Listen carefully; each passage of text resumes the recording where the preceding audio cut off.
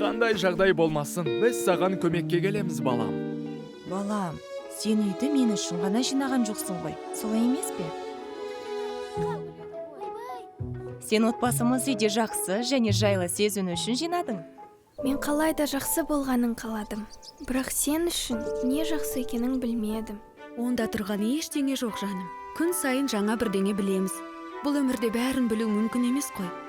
Жаңа ақпаратты қабылдау қиын болса да, кейде дәмді шығады. Солай емес пе?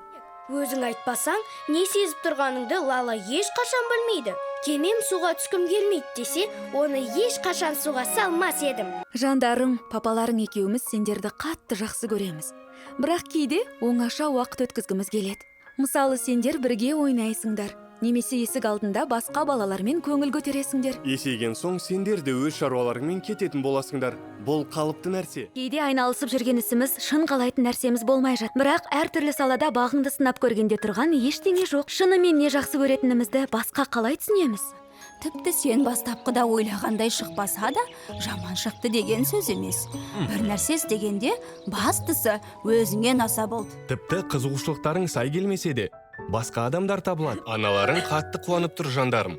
Адамдардың бәрі әртүрлі. Қиындық туындағанда, бақытты сәттерге әркім әрқалай қабылдайды. Кейде мамаң маған көмектеседі, кейде мен оған көмектесем. Осылайша бір-бірімізге қамқор боламыз. Бәлкім кейде шектен шығып кететін шығармын. Онда екеумізде де болады. Ең басты мақсат өмірді кейін өкінбестей етіп сүру.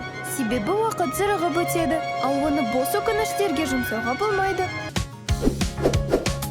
Жазылып, қоңырауды басыңыздар. Көріскенше!